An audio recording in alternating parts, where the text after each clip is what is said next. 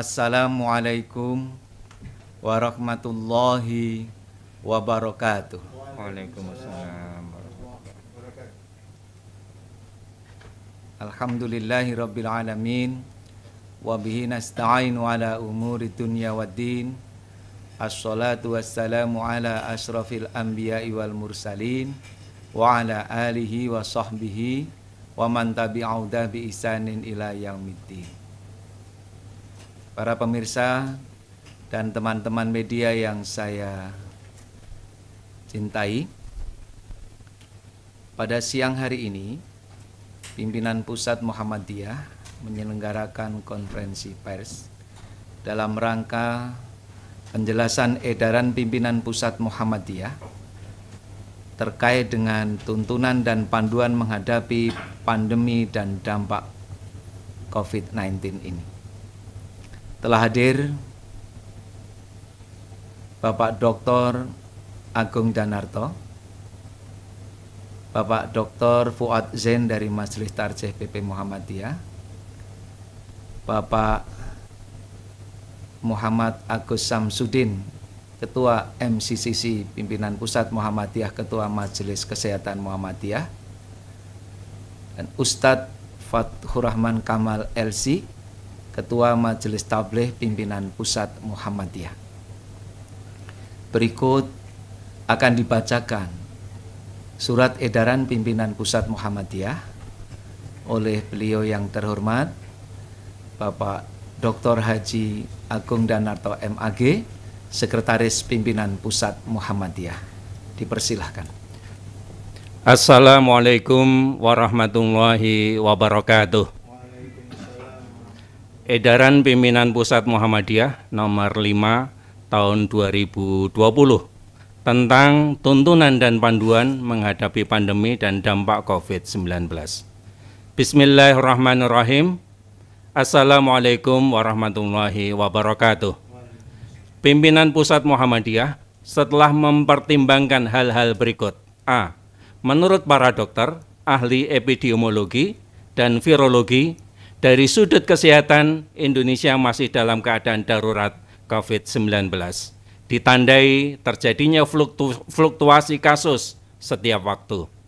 Meskipun demikian, sesuai laporan gugus tugas percepatan penanganan COVID-19, terdapat beberapa daerah yang dinyatakan aman dari COVID-19. Ini semua merupakan rahmat Allah Subhanahu wa Ta'ala dan hasil usaha pemerintah dan masyarakat, termasuk warga Muhammadiyah, yang bekerja tulus ikhlas membantu mengatasi pandemi COVID-19. B. Akibat dari pandemi COVID-19, Indonesia mengalami masalah ekonomi dan sosial yang berat. Masalah ekonomi telah menimbulkan banyak anggota masyarakat yang kehilangan pekerjaan. Selain itu, terdapat dampak sosial seperti depresi, produktivitas yang rendah, dan masalah sosial lainnya. C. Dalam kehidupan masyarakat, agama sangat diperlukan sebagai pemandu perilaku dan memberikan ketenangan jiwa. Masyarakat memerlukan rujukan dan panduan agama dalam hubungannya dengan pelaksanaan ibadah mahdhah maupun muamalah. Sehubungan dengan hal tersebut, Pimpinan Pusat Muhammadiyah menyampaikan tuntunan dan panduan sebagai berikut. 1. Umat Islam pada umumnya dan warga Muhammadiyah pada khususnya hendaknya senantiasa melaksanakan ibadah sesuai dengan syariat Islam berdasarkan dalil-dalil yang makbulah, disertai fungsi ibadah yang semakin mendekatkan diri kepada Allah Subhanahu wa Ta'ala dan ihsan dalam kehidupan. Yang kedua, di daerah yang dinyatakan belum aman atau zona merah, ibadah sunnah, fardu kifayah, dan fardu ain hendaknya dilaksanakan di rumah. Yang ketiga, di daerah yang aman atau zona hijau, sholat sunnah hendaknya dilaksanakan di rumah. Sholat fardu kifayah sebaiknya dilaksanakan di rumah apabila syarat fardu kifayah di masjid telah terpenuhi. Sholat Jumat dapat dilaksanakan di masjid, musola, atau tempat lain yang memungkinkan. Pelaksanaan sholat di masjid atau musola semaksimal mungkin mengikuti protokol kesehatan yang ditetapkan oleh Muhammadiyah COVID-19 Comment Center atau MCCC atau pemerintah setempat.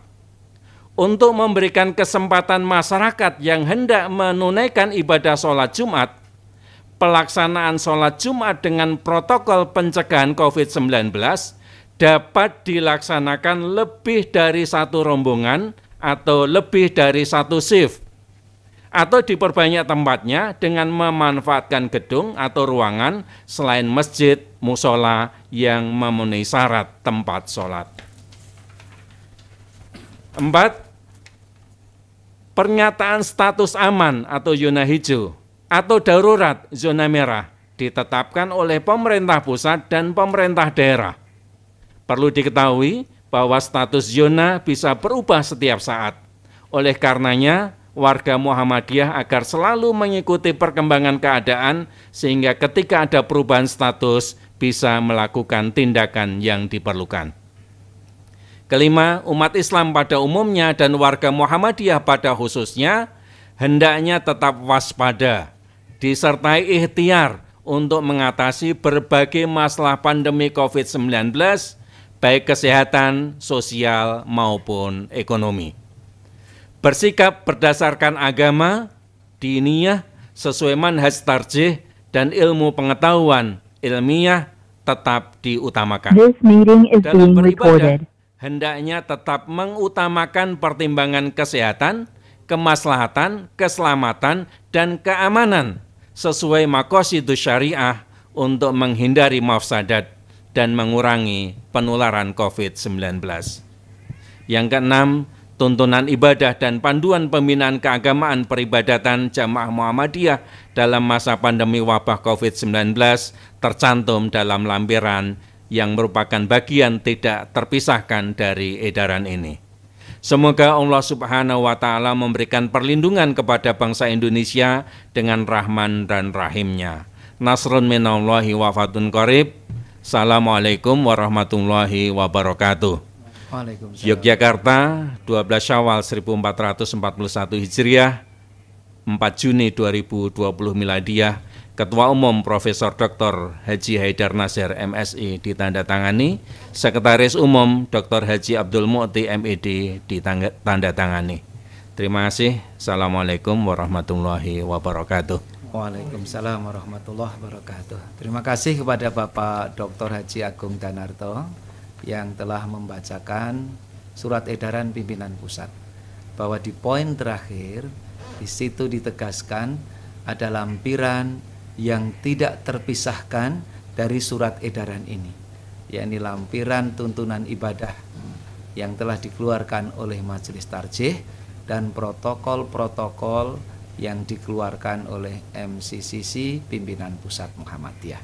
Oleh karena itu kita mohonkan kepada Majelis Tarjih Pimpinan Pusat Muhammadiyah Bapak Dr. Fuad Zain MA untuk menyampaikan keterangan singkat tentang lampiran dari surat edaran ini dalam poin panduan ibadah. Dipersilahkan. Assalamualaikum warahmatullahi wabarakatuh. Terima kasih waktu yang disampaikan. Ini merupakan tuntunan ibadah lanjutan pada masa pandemi COVID-19, sehingga agar tidak mengurangi apa yang telah ditulis oleh tim dari Majelis Tarjih, maka akan kami sampaikan dengan tidak mengurangi apa yang sudah tertulis di sini. Tuntunan pertama itu mengenai hukum sholat dengan shaf berjarak. Memang meluruskan shaf adalah bagian dari kesempurnaan sholat. Oleh karena itu merapatkan shaf sangat dianjurkan dalam kondisi sholat yang normal dan tanpa ada bahaya atau kedaruratan yang mengancamnya. Sebagaimana dijelaskan dalam beberapa hadis. Yang pertama dari hadis riwayat Abu Hurairah, Rasulullah SAW bersabda, wa aqimus shaf fis shalah fa inna iqamatas shaffi min husnis shalah. Rawahul Bukhari. Dari Abu Hurairah diriwayatkan bahwa Nabi SAW bersabda, dan tegakkanlah shaf dalam sholat karena tegaknya shaf termasuk dari bagusnya sholat. Al-Bukhari. Dari Anas, Rasulullah bersabda, sawu sufufakum fa inna taswiyatas sufuf min iqamatis shalah. Rawahul Bukhari. Dari Anas diriwayatkan dari Nabi SAW, beliau bersabda, luruskanlah shaf kalian, karena sesungguhnya lurusnya shaf termasuk dari tegaknya sholat. Hadis riwayat Al-Bukhari. Dan dari Anas bin Malik, riwayat Imam Muslim, Rasulullah bersabda, sawu sufufakum fa inna taswiyatas shaf min tamamis shalah. Dari Anas bin Malik diriwayatkan, ia berkata, Rasulullah bersabda, luruskanlah shaf kalian, karena sungguh lurusnya shaf merupakan bagian dari kesempurnaan sholat. Dan di antara hadis yang lain ada yang berbunyi min tamamis shalah dan seterusnya.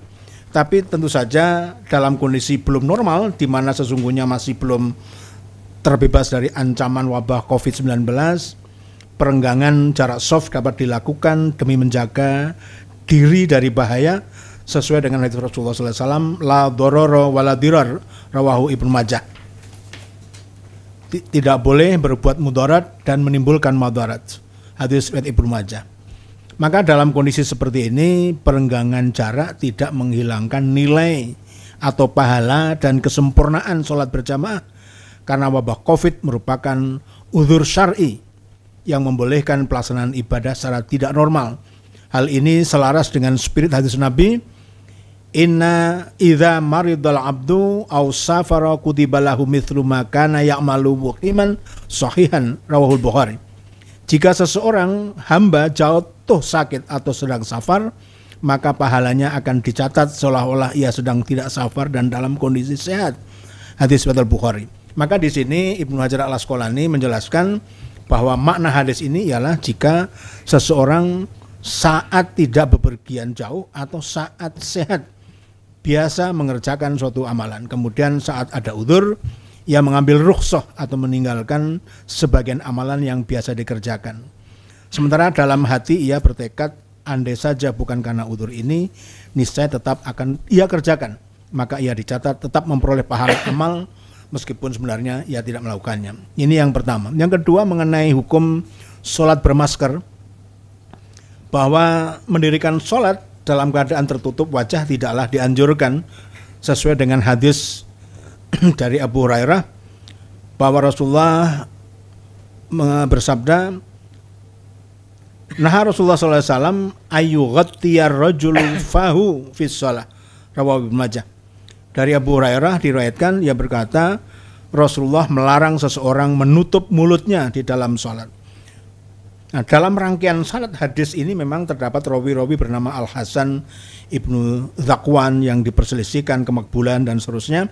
Tetapi sebagian menganggap hadisnya hasan dengan alasan Yahya Ibnu Sa'id adalah ahli hadis yang terpercaya meriwayatkan hadisnya. Maka dalam hadis ini terdapat larangan menutup sebagian wajah. Namun seandainya hadis ini dipandang makbul sesuai pendapat yang mengatakannya hasan, larangan tersebut tidak sampai pada hukum haram. Hal ini ditunjukkan oleh Ibnu Majah sendiri yang meletakkan hadis tersebut pada bab ma yukrahu fis shalah, hal-hal yang tidak disukai dalam sholat. Selain itu, larangan dalam hadis ini pun tidak berlaku umum karena memiliki sebab yang khusus, yaitu agar tidak menyerupai kaum Majusi di dalam beribadah, sebagaimana yang diinformasikan dalam kitab Syarah Sunan Abi Dawud karya Badruddin Al-Aini. Oleh karena itu, menutup sebagian wajah dengan masker ketika sholat berjamaah di masjid atau musola dalam keadaan belum bebas dari pandemi COVID seperti sekarang ini tidak termasuk larangan di atas dan tidak merusak keabsahan sholat. Bagaimana sesuai dengan kaidah fikih, al-hajah tangzilu mangzilat darurah, adanya suatu kebutuhan menempati kondisi kedaruratan. Yang ketiga, mengenai hukum penyelenggaraan sholat Jumat secara shift. Pelaksanaan sholat Jumat sebagaimana sholat wajib yang lain sesungguhnya diutamakan untuk dikerjakan pada awal waktu. Oleh karena apabila sholat Jumat dilaksanakan 2 kali atau lebih, maka yang demikian itu dapat menyebabkan rombongan kedua dan seterusnya tidak mendapatkan keutamaan sholat pada awal waktu. Padahal Rasulullah sangat menekankan umatnya agar melaksanakan sholat pada awal waktu, sebagaimana hadis dari Al-Walid bin Aizar bahwa dia mendengar Abu Amr Asy-Syaibani yaqulu akhbarona sahibu hadhihi dar wa auma'a biyadihi ila dari Abdillah qala sa'altu Nabi sallallahu alaihi wasallam ayyul amal ahabbu ila Allah qala as-shalah ala waqtiha qala thumma ayun qala birrul walidain qala thumma ayun qala al-jihadu fi sabilillah. Riwayat Bukhari wa Muslim. Jadi jelas bahwa di sini ada anjuran yang dicintai oleh Allah adalah kalau sholat itu di awal waktu.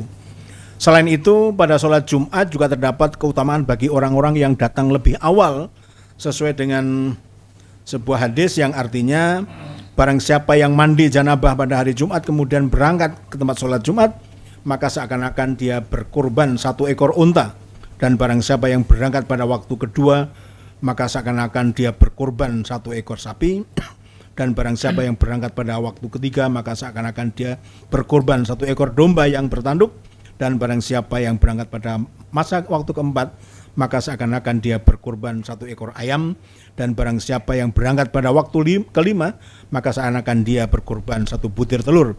Apabila imam telah keluar untuk berkhutbah, malaikat hadir mendengarkan khutbahnya. Hadis riwayat Bukhari. Nah, di saat pandemi Covid melanda dunia sekarang ini, di mana kita diharuskan untuk melakukan apa yang disebut sebagai social distancing atau physical distancing, maka bagi masjid yang hendak menyelenggarakan ibadah sholat Jumat dapat dilaksanakan secara bergantian dalam 2 sesi atau shift atau lebih.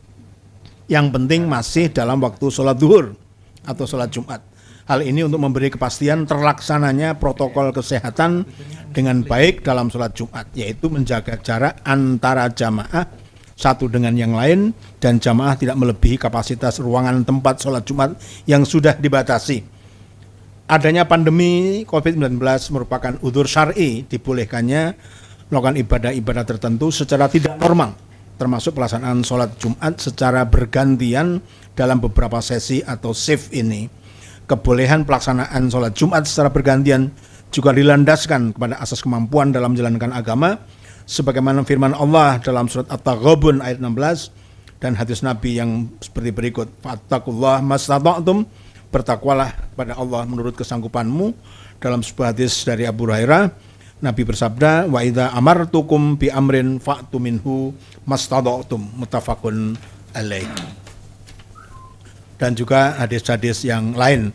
Maka di dalam hadis ini diberi rukhsah untuk menunda seluruh jamaah sholat karena adanya udzur syar'i, yaitu dalam hadis Al-Bukhari dan Muslim bahwa panas matahari yang menimbulkan masyaqqah. Sholat yang ditunda dalam hadis ini berdasarkan qarinah teriknya panas adalah sholat di tengah hari, yaitu zuhur dan juga Jumat yang waktunya sama. Apabila seluruh jamaah boleh ditunda sholatnya karena masyaqqah, maka menunda sebagian jamaah tentu juga dibolehkan karena adanya masyaqqah. Artinya sebagian jamaah sholat di awal waktu, sebagian lain ditunda lebih kemudian karena masyaqqah. Tentu tetap sesuai waktunya dan mendapatkan pahala yang sama. Yang keempat, mengenai hukum penyelenggaraan sholat Jumat di selain masjid. Di masa pandemi ini, penyelenggaraan sholat di masjid diharuskan memenuhi protokol kesehatan yang ketat. Di antaranya adalah mengatur jarak shaf. Hal itu mengakibatkan daya tampung masjid berkurang. Timbul pertanyaan di masyarakat, bolehkah mengerjakan sholat Jumat di luar masjid atau di lokasi lain selain masjid? Pada prinsipnya sholat Jumat idealnya dikerjakan di masjid. Namun demikian apabila ada keperluan yang mendesak, maka sholat Jumat dapat dilaksanakan tidak hanya di masjid, tetapi boleh di lokasi lain seperti di musola, langgar, tanah lapang, halaman, gedung pertemuan, rumah, ruangan kosong yang telah dipersiapkan untuk tempat ibadah, atau tempat-tempat luas lain yang layak. Hal ini didasarkan oleh beberapa alasan. Pertama, lafal perintah sholat Jumat yang bersifat umum tanpa mensyaratkan sholat hanya ada di satu tempat. Sebagaimana firman Allah dalam surat Al-Jumu'ah ayat 9, ya ayyuhalladzina amanu idza nudiya lis-sholati min yaumil jumu'ah fas'au ila dzikrillah wa dzarul bai' dzalikum khairul lakum in kuntum ta'lamun. Wahai orang-orang yang beriman, apabila diseru untuk menunaikan sholat Jumat, maka bersegeralah kamu kepada mengingat Allah dan tinggalkanlah jual beli, yang demikian itu lebih baik bagimu jika kamu mengetahui. Kedua, pengertian dari kata masjid yang secara etimologi memiliki arti tempat sujud. Dengan demikian kata masjid pada hakikatnya tidak terbatas pada masjid yang berupa bangunan yang khusus untuk sholat semata, tetapi di tempat manapun yang dapat dilakukan sholat maka dapat difungsikan sebagai masjid. Dalam sebuah hadis disebutkan an Abi Sa'id Al-Khudri qala Rasulullah sallallahu alaihi wasallam al-ardu kulluha masjid ilal hammam wal maqbarah. Rawahul Hakim. Dari Abu Sa'id Al-Khudri diriwayatkan, ia berkata Rasulullah bersabda, bumi ini semuanya merupakan masjid, tempat sujud untuk sholat kecuali jamban dan kuburan. Ketiga, perluasan makna lafal masjid di atas diperkuat oleh perbuatan sahabat Mus'ab bin Umair tatkala menjadi utusan Rasulullah ke Madinah setelah Bai'atul Aqabah. Dalam keterangan yang dinukilkan oleh Ibnu Sa'ad dalam kitabnya Tabaqatul Kubra, disebutkan Mus'ab pernah mendirikan sholat Jumat berjamaah di rumah As'ad bin Khaisamah. Di dalam sebuah hadis, fakataba ila Rasulullah sallallahu alaihi wasallam yasta'dhinuhu ayyujammi'a bihim fa'adhina lahu wa kataba ilaihi ungdhur minal yaum alladhi yajharu fihi al-yahud li sabtihim fa idza zalatis syamsu fazdalif ila Allahi fihi bi raq'ataini wakhtub fihim fajamma'a bihim Mus'ab bin Umair fi dari Sa'ad bin Khaythamah wa hum 12 rajulan fa huwa awwalu man jama'a fil Islam Jum'ah.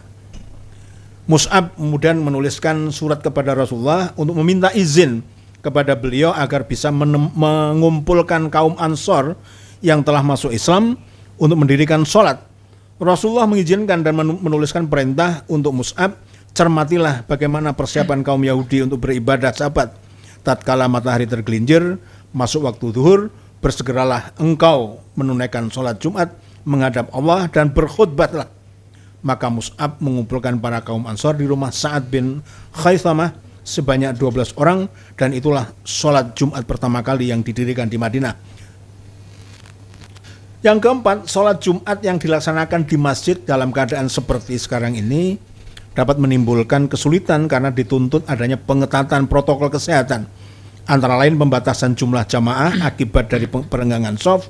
Sementara itu, salah satu sifat agama Islam adalah selalu menghindarkan dari kesulitan dan kesempitan. Di dalam surah Al-Hajj ayat 78 disebutkan wa ma ja'ala 'alaikum fid dini min haraj, dan Allah sekali-kali tidak menjadikan untuk kamu dalam agama suatu kesempitan. Tercatat dalam sejarah bahwa memindahkan lokasi sholat hakikatnya pernah diperbolehkan oleh Rasulullah kepada seorang sahabat bernama Idban yang meminta izin khusus pada Nabi untuk menjadi imam di rumahnya, sebagaimana hadis yang diriwayatkan oleh Al-Bukhari an Idban bin Malik Al-Ansari thumma ahada bani Salim qala kuntu usalli li qaumi bani Salim fa ataitu Nabi sallallahu alaihi wasallam fa qultu inni angkartu basari wa inna suyul tahulu baini wa baina masjid qaumi falawadittu annaka ji'tu fa sallaitu fi baiti makanan hatta ittakhadhahu masjidan faqala af'alu insyaallah faghadan alayya Rasulullah sallallahu alaihi wasallam faghada alayya Rasulullah sallallahu alaihi wasallam wa Abu Bakrin ma'ahu ba'da mastaddan nahar fasta'dzana Nabi sallallahu alaihi wasallam fa adzintu lahu falam yajlis hatta qala aina tuhibbu an usalliya min baitik fa asyara ilaihi minal makan alladhi ahabba ay yusalliya fihi faqama fasafafna khalfahu thumma sallama wa sallamna hina sallama. Rawahul Bukhari. Dari Idban bin Malik Al-Ansari, dia berkata, saya menjadi imam sholat kaum saya Bani Salim. Lalu saya temui Rasulullah SAW.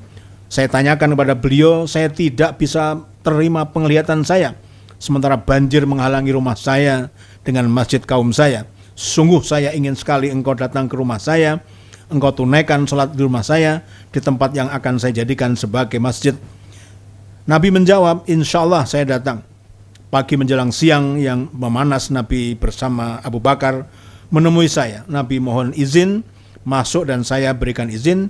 Beliau tidak duduk sampai berkata, di mana engkau ingin saya tunaikan sholat di rumahmu? Kepada beliau saya tunjukkan tempat yang saya ingin beliau sholat. Lalu Rasulullah berdiri untuk sholat, kami berbaris di belakangnya. Beliau tutup sholat dengan salam, kami pun membaca salam. Berdasarkan hadis di atas dapat diketahui bahwa alasan Itban meminta keringanan adalah karena adanya kesulitan, yaitu gangguan mata dan adanya hujan yang menyebabkan banjir. Sementara ancaman pandemi COVID-19 tidak lebih ringan daripada alasan yang dikemukakan oleh Itban dan direstui oleh Rasulullah SAW. Dengan demikian, menambah lokasi pelaksanaan sholat Jumat di selain masjid, seperti musola, langgar, tanah lapang, halaman, gedung pertemuan, rumah-rumah, ruangan kosong yang telah dipersiapkan untuk tempat ibadah atau tempat-tempat yang lain, merupakan hal yang diperbolehkan dikarenakan adanya kemaslahatan atau al-hajah yang menuntutnya dan adanya masyaqqah melaksanakannya di tempat terpadu yang biasa dilaksanakan. Ketika tingkat bahaya pandemi COVID-19 ini telah dinyatakan mengalami penurunan di beberapa daerah oleh pihak yang memiliki otoritas, maka kegiatan ibadah berjamaah pun dapat dilakukan kembali meskipun dengan menerapkan serangkaian protokol kesehatan yang ketat sebagai bentuk kehati-hatian dan tetap berupaya mencegah penyebaran wabah COVID-19. Hal ini selaras dengan kaidah fikih ad-daruratu tuqaddaru bi qadariha, kemudaratan dibatasi sesuai dengan kadarnya. Idza dhaqal amru ittasa wa idza tasa'a dhaqa. Segala sesuatu jika sempit maka menjadi luas, dan jika kembali luas maka menjadi sempit. Kemudian yang terakhir, al amru idza tajawaza an haddihi in akasa ila dhiddihi. Segala sesuatu apabila melampaui batas maka hukumnya berbalik pada sebaliknya. Demikian tuntunan ibadah ini disampaikan untuk menjadi pegangan bagi warga Muhammadiyah dimanapun berada. Wallahu a'lam bishawab. Assalamualaikum warahmatullahi wabarakatuh. Waalaikumsalam warahmatullahi wabarakatuh. Terima kasih Bapak Dr. Fuad Zain, MA, atas penjelasan dari Majelis Tarjih. Selanjutnya kita akan mendengarkan penjelasan dari Ketua MCCC Muhammadiyah COVID-19 Command Center terkait dengan protokol-protokol peribadatan dan info penata laksanaan penanganan COVID-19 sampai saat ini. Dipersilahkan kepada Bapak Muhammad Agus Samsudin. Terima kasih Dr. Agus Taufik. Assalamualaikum warahmatullahi wabarakatuh. Alhamdulillah, bersyukur siang hari ini bisa ketemu lagi. Dan tentu saja sebagian dari warga Muhammadiyah dan masyarakat juga menunggu hari ini karena sudah banyak sekali pertanyaan-pertanyaan yang diajukan kepada kami. Saya ingin sedikit lebih rileks untuk menyampaikan ini ya, Bapak dan Ibu dan para pemirsa semuanya supaya bisa jelas. Yang pertama adalah berdasarkan surat edaran dari PP sebelumnya itu kita masih menyarankan tetap melakukan ibadah itu di rumah sebenarnya. Ini sangat penting sekali, saya ingin menggarisbawahi ini. Nah, tetapi kemudian banyak sekali dinamika yang sudah ada sekarang ini termasuk keberhasilan dan juga daerah-daerah yang berbeda antara satu wilayah, satu provinsi, satu kabupaten dengan yang satu dengan yang lain, sehingga ini menjadi sangat penting. Tetapi saya ingin mengingatkan sekali lagi bahwa fluktuasinya ini bisa berubah setiap saat. Yang dampaknya adalah kemudian kita semuanya harus juga bereaksi dengan cepat kalau misalnya terjadi penularan yang meningkat.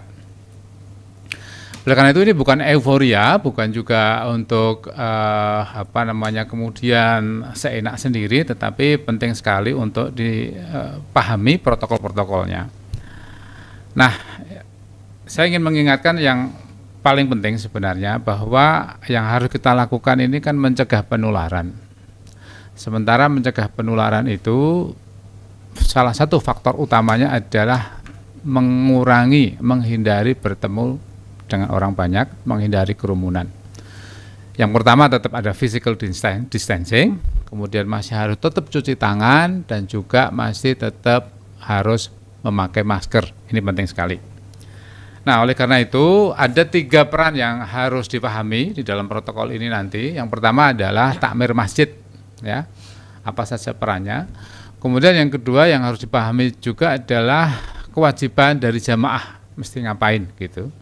Dan yang terakhir adalah terkait dengan tata caranya itu sendiri. Dan menurut saya ini menjadi hal yang paling kritikal. Nah, yang pertama apa yang harus dilakukan oleh takmir masjid? Yang pertama adalah kalau ingin melakukan ibadah di masjid, ya mesti dicek dulu yang pertama. Sejauh mana kondisi di wilayah masing-masing. Masuk daerah merah atau masuk daerah hijau. Ya. Dan kemudian berkoordinasi dengan pimpinan Muhammadiyah setempat, dengan MCCC setempat, dan juga dengan pemerintah. Supaya apa? Supaya ketika mengambil keputusan itu benar-benar keputusan yang benar, bukan keputusan yang emosional karena saking semangatnya kepingin membuka masjid. Ini yang pertama. Kemudian yang kedua, konteksnya nanti mesti dilihat ya. Apakah misalnya di sekitar lingkungan Bapak dan Ibu, satu tadi daerahnya merah atau hijau. Kemudian yang kedua adalah masih ada nggak pasien ODP, PDP yang ada di tempat Bapak Ibu semuanya, ya. Dan betul-betul kemudian sebelum ini dilakukan, tugas takmir masjid adalah memberikan edukasi dan sosialisasi kepada jamaah. Ini menurut saya yang penting, termasuk juga mempersiapkan peralatan-peralatan yang dibutuhkan. Ya, mulai dari termogan, kemudian hand sanitizer, terus kemudian pengaturan soft supaya bisa 1,5 meter, dan kemudian juga tempat wudhu, ya, tempat wudhu juga supaya tidak terlalu berdekatan harus diselang-seling, plus mesti ada pengawas. Ya. Pengawas ini penting sekali untuk apa? Untuk mengingatkan jamaah supaya kita bisa tertib. Kalau tidak diawasi, kita khawatir nanti physical distancingnya dilanggar. Ya. Kemudian yang berikutnya, kami mohon juga, kami minta pengurus takmir juga tidak mengadakan acara-acara di masjid, pengajian dan seterusnya. Kalau bisa sekarang pakai daring dulu, ya, tidak melakukan. Kalau misalnya harus dilakukan, mungkin bisa pakai pengeras suara, tapi kemudian jamaah mendengarkan di rumah. Kalau itu kemudian secara lingkungan terpenuhi. Nah, selanjutnya adalah terkait dengan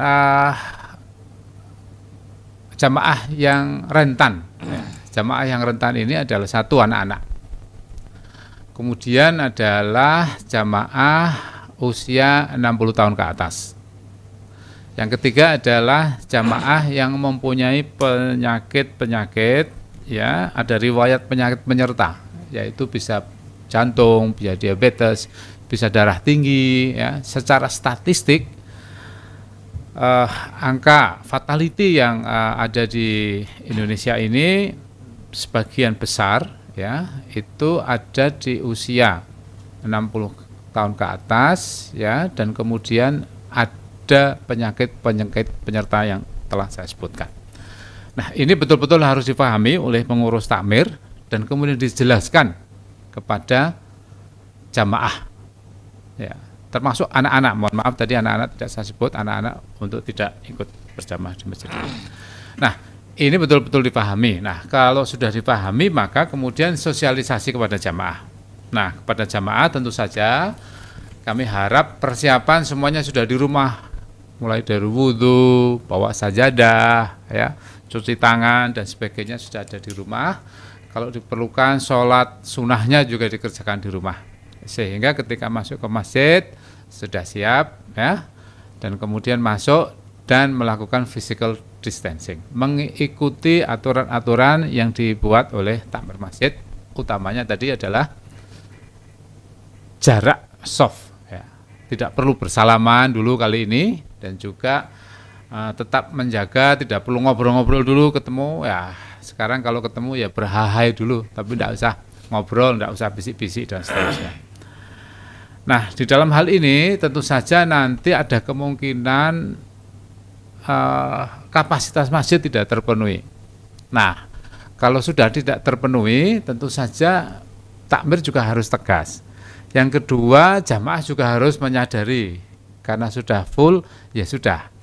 Apakah bisa di tempat lain, ya, bisa di luar, atau kemudian sholat jamaah di rumah masing-masing. Nah, ini menjadi penting sekali ya, dan perlu kesadaran dari semua pihak untuk tetap disiplin. Yang terakhir adalah tata caranya itu sendiri. Bagaimana misalnya kalau harus sholat itu ya mungkin kali ini suratnya pendek-pendek dulu lah gitu. Kalau sholat Jumat juga sama, khutbahnya ya jangan lama-lama dulu, 15 menit lah paling panjang. Sepanjang seluruh syarat dan rukunnya terpenuhi, ya insya Allah dan semuanya bisa tetap sah.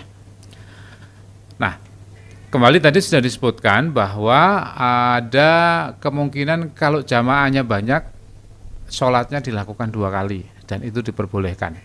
Dan sebenarnya hal-hal yang seperti ini sudah jamak dilakukan. Saya tahu di Indonesia ini kalau sekolah-sekolah yang muridnya banyak itu biasanya sholatnya juga sudah 2 kali.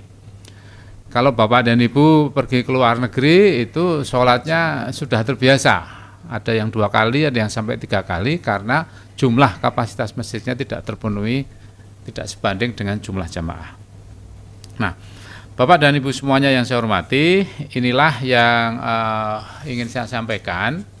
Dan yang terakhir sekali, tolong betul-betul mengikuti perkembangan COVID-19 ini.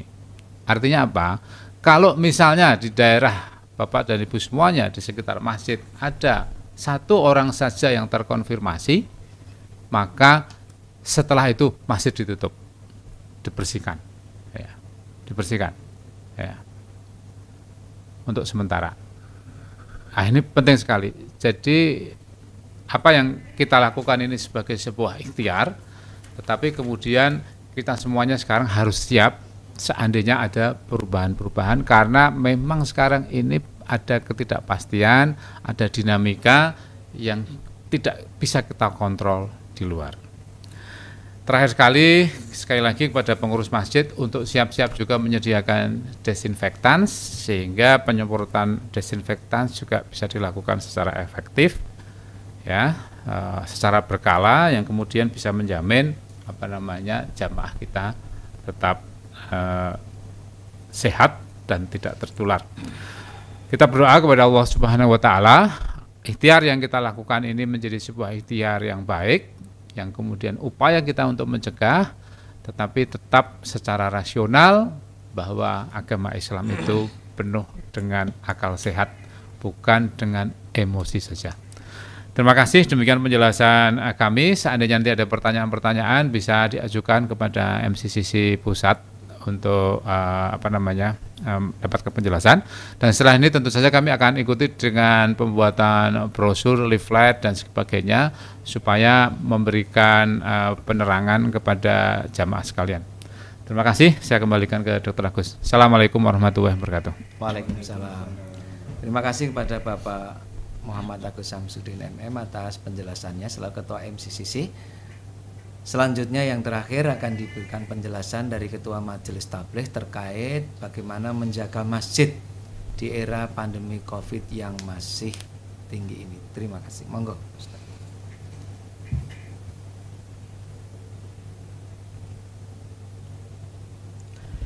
Assalamualaikum warahmatullahi wabarakatuh. Alhamdulillah, wassalatu wassalamu ala man la nabiyya ba'dah wa ala alihi wa sahbihi wa ala ummatihi walladzina tabauhu bi ihsanin ila yaumiddin, amma ba'd. Usi nafsi wa iyyakum bitaqwallah.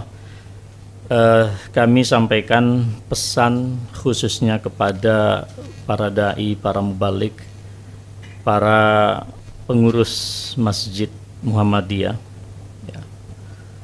Pertama yang kami tekankan adalah kita berada dalam suatu situasi yang sesungguhnya belum normal sama sekali. Kita berada juga dalam suasana keterbukaan informasi yang sedemikian dahsyat. Oleh karena itu, kepada para dai dan mubalik Muhammadiyah serta pengurus masjid-masjid Muhammadiyah di seluruh Indonesia agar berpegang teguh dengan apa yang telah disampaikan oleh Majelis Tarjih di dalam persoalan-persoalan praktis ibadah kita. Wa'tasimu bihablillahi jami'an wa la tafarraqu. Kita diuji keikhlasannya di dalam berjamaah, di dalam berpegang teguh dengan apa yang menjadi acuan dasar kita di persyarikatan dan di jam'iyah kita ini. Wala tafarraqu, Allah mengharamkan kita untuk berpecah belah. Saya kira apa yang disampaikan oleh Majelis Tarjih sudah cukup menjadi perwakilan ijtihad jama'i kita yang dapat kita jadikan acuan dan rujukan dan kita sampaikan kepada umat dan masyarakat kita. Atiullaha wa atiur rasul wa ulil amri minkum. Jangan lupa bahwa taat kepada arahan, panduan dan seterusnya itu adalah bagian daripada ketaatan kita kepada Allah dan Rasulnya, sehingga ini tidak semata-mata ikatan organisatoris tetapi sebagai implementasi ibadah di hadapan Allah Subhanahu wa taala. Poin yang kedua yang kami sampaikan dan penegasan dari apa yang disampaikan oleh Pak Agus Syamsuddin, Ketua MCCC kita, agar seluruh pengurus masjid, ya, takmir masjid atau Dewan Kemakmuran Masjid, ya, khususnya di internal persyarikatan Muhammadiyah, wajib memenuhi semua persyaratan yang telah ditetapkan oleh otoritas yang berhak di sini. Fas'alu ahla zikri in kuntum la ta'lamun. Ahlu zikr adalah orang-orang yang diberikan anugerah ilmu pengetahuan di dalam hal ini. Secara khusus saya menyebutkan adalah tentu adanya gugus tugas COVID-19 di negara kita, dan secara khusus pula pimpinan pusat Muhammadiyah sampai di seluruh struktur bawahannya itu memiliki Muhammadiyah COVID-19 Command Center. Mereka adalah para ahli yang kita percaya keilmuan dan integritas mereka. Oleh karena itu pesan kami dan kami tegaskan, jangan ada takmir masjid yang bermain-main dengan persoalan persyaratan atau protokol kesehatan. Jadi bolehnya itu tidak bersifat mutlak sesungguhnya, tetapi boleh yang bersyarat. Artinya ini bukan pertanggungjawaban kepada otoritas negara atau persyarikatan, tetapi juga pertanggungjawaban kita sebagai takmir di hadapan Allah Subhanahu wa taala. Jadi jangan bermain-main dengan euforia jamaah dan masyarakat kita lalu mengabaikan al-akhdzu bil asbab. Ya, al-akhdzu bil asbab, mengambil hal-hal dan langkah preventif yang bersifat objektif, ya. Poin yang ketiga yang kami tegaskan adalah kullukum mas'ulun wa kullukum ra'in wa kullukum mas'ulun an ra'iyati. Setiap Anda pemimpin, para takmir, para DKM masjid adalah para pemimpin terhadap yang dipimpin, dan Allah akan memintai pertanggungjawaban terhadap kepemimpinan ini, terutama di dalam menjaga jiwa, menjaga, ya, semua hal yang berkaitan dengan jamaah. Jadi selalulah kita berpegang pada trilogi tablik dan dakwah kita di Muhammadiyah, selalu mencerahkan, menggerakkan dan menggembirakan, memberikan edukasi yang mencerahkan, edukasi yang memberikan sikap positif terhadap realitas yang sedang kita hadapi. Jangan mengajak masyarakat kita dan umat kita untuk positive thinking, apalagi negatif, ya. Jangan mengajak negative thinking, berpikiran negatif, berperasaan negatif, curiga dan seterusnya. Mari kita bangun sikap positif, karena ini adalah bagian daripada implementasi hadis ana inda zanni abdi bi. Kita husnuzan kepada Allah Subhanahu wa taala. Ya, kemudian poin berikutnya yang kami tegaskan adalah ketika suasana ini mengalami suatu perubahan yang sangat dinamis, ya, dan saat ini barangkali kegembiraan dan bisyarah bagi kita umat Islam untuk kembali ke masjid dengan persyaratan yang sangat ketat ya. Maka gunakanlah momentum kita kembali kepada masjid ini sebagai momentum fafirru ilallah. Kita kembali kepada Allah Subhanahu wa taala. Wa idza sa'alaka ibadi anni fa inni qaribun ujibu da'watad da'i idza da'an. Kita gunakan kesempatan ini untuk menata kembali struktur ihsani kita, qalbu kita, munajat kepada Allah Subhanahu wa taala, agar negara kita ini segera dibebaskan dari wabah ini. Dan jangan lupa mendoakan negara kita atau negeri kita ini, Rabbi ja'al hadza baladan amina, agar dijadikan negeri yang aman, damai, tentrem. Dan terakhir, menegaskan apa yang disampaikan oleh Ketua MCCC kita tadi, Pak Dr. Agus Syam. Saya menegaskan agar dakwah kita terus galakkan ya. Kita galakkan dakwah dalam jaringan. Jadi jangan sampai kemudian keterbatasan interaksi secara fisik di masjid itu menjadi alasan dakwah ini terhenti. Kami di Majelis Tabligh Pimpinan Pusat Muhammadiyah insya Allah setiap hari pagi, siang, sore kita bersiap sedia untuk melayani umat kita agar dakwah ini tidak terputus, terutama melalui daring, dakwah dalam jaringan. Saya kira demikian. Terima kasih. Assalamualaikum warahmatullahi wabarakatuh. Waalaikumsalam warahmatullahi wabarakatuh. Terima kasih Ustaz Fatur Rahman Kamal LCMAG, Ketua Majelis Tabligh Pimpinan Pusat Muhammadiyah. Bapak Ibu, demikian tadi telah dibacakan surat edaran. Tadi telah kita sampaikan, dan naskah-naskah insya Allah nanti akan segera kita berikan, terutama kepada teman-teman media. Termasuk lampirannya sudah disiapkan oleh pimpinan pusat Muhammadiyah. Oleh karena itu, nanti dialog dengan teman-teman media akan kita lakukan setelah acara ini kita tutup. Sekali lagi terima kasih kepada Bapak Dr. Haji Agung Danarto MAG, Bapak Dr. Fuad Zain MA, Bapak Ustadz Fatur Rahman Kamal LCMAG, Ketua Majelis Tabligh, Bapak Dr. Agus Samsudin, Ketua MCCC PP Muhammadiyah, atas proses konferensi pers ini. Dan setelah ini sekali lagi teman-teman media bisa berdialog dengan kami. Tapi sementara ini waktu kami kembalikan ke studio, kita aturkan terima kasih dan kita akhiri seluruh rangkaian konferensi pers ini dengan melafadzkan bacaan hamdalah. Alhamdulillahirabbil alamin. Dari kami ada kurang hal kita mohon maaf, dan marilah umat Islam, masjid, seluruh amal usaha Muhammadiyah menjadi teladan dalam ikut berikhtiar mengatasi pandemi COVID-19 ini. Bagi kita umat Islam, khususnya warga Muhammadiyah, ikhtiar menghadapi pandemi COVID-19 ini adalah bagian dari jihad kemanusiaan. Maka masjid dan seluruh amal usaha harus menjadi teladan di jihad kemanusiaan ini. Assalamualaikum warahmatullahi wabarakatuh. Waalaikumsalam.